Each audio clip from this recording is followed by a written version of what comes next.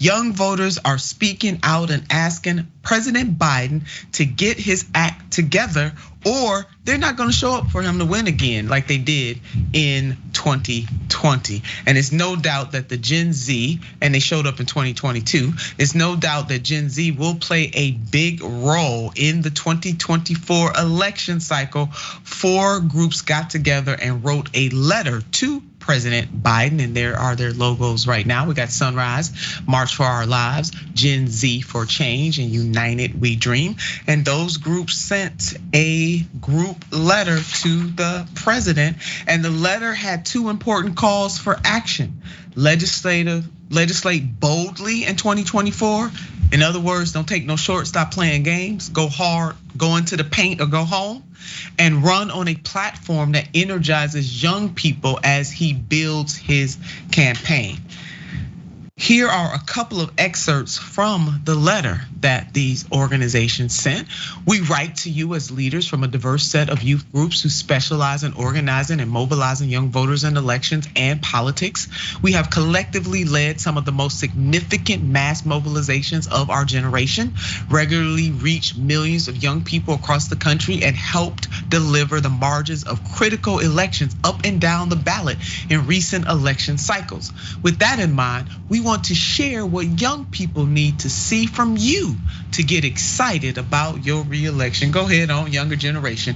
Now, later in the letter, the group went on to write, in spring of 2022, young voters were largely disillusioned with politics and were not excited to vote. That changed once you passed a historic climate bill, passed overdue gun safety legislation, and sought to cancel student loan debt, resulting in the second highest youth midterm turnout in the past 30 years. Now, more than ever, we cannot abandon this 2-part strategy. Run on bold ideas young people can rally behind, and have significant legislative victories to back them up. If we're going to excite one of the leading voting blocs for Democrats, we need you to deliver the bold ideas that our generation cannot live without. Stop the climate crisis, fight for the rights and dignity of immigrants, impose real gun control, and run on a bold platform that will get our generation out to vote. And it wasn't just a letter that these young people, these young voters sent. Hundreds of them gathered outside the White House Correspondents' Dinner on Saturday evening, protesting for action on climate change. Take a look.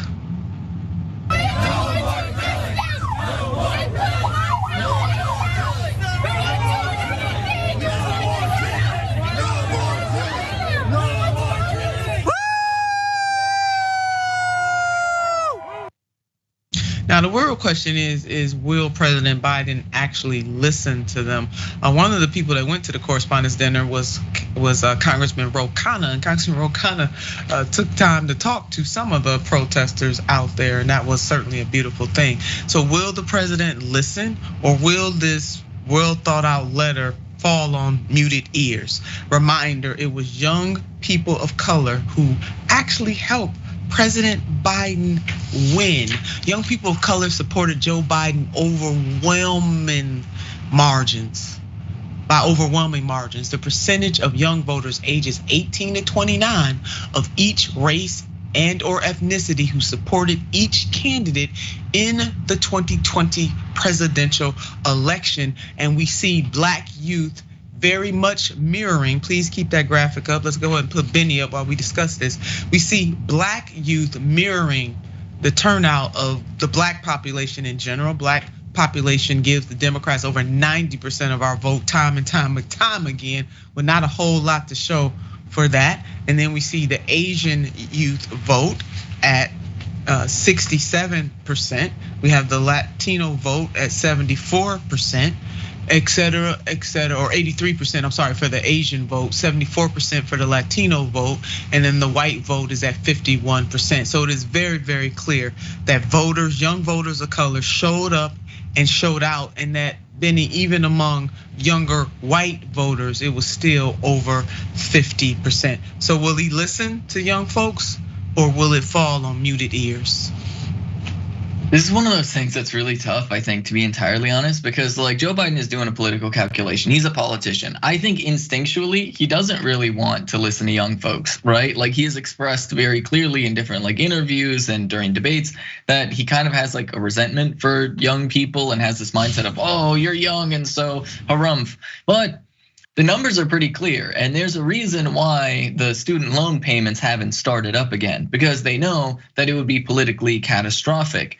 The one thing that is kind of like heartbreaking and frustrating is that when it comes to some of the more important issues, like actually pushing very aggressive legislation, to deal with the problems that exist with policing across the country, or dare I say, launching some sort of federal probe to maybe root out some of the white nationalists that we know for a fact are within police departments across the country. Like basic low bar things like that, unfortunately, are things that I don't think Joe Biden would touch with a mile-long pole, right? Then of course you have the reality of like all of the climate change policies where Joe Biden's desire to engage in sort of Cold War politics with China is getting in the way of a green energy policy, because China right now is like the largest producer of renewable energies. And if we want to hit our climate goals, we can't let a Cold War get in that way. We can't let this weird economic war with China get in the way of just, we need to do something about climate change, which means we need international partnerships, which means buying goods from China for renewable energy. Well, to deal with climate change is a worldwide endeavor. This is something that no nation, no matter how great the leader or willing the leader may be, can go it alone.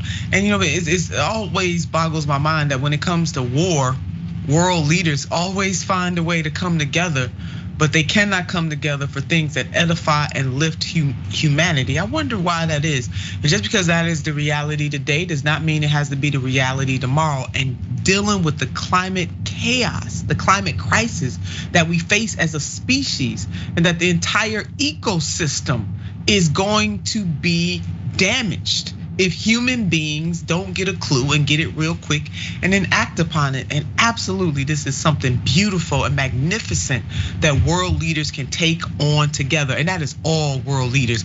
On this one, everybody in, nobody out when it comes to dealing with climate chaos. So Bennie, you make a very, very good point there.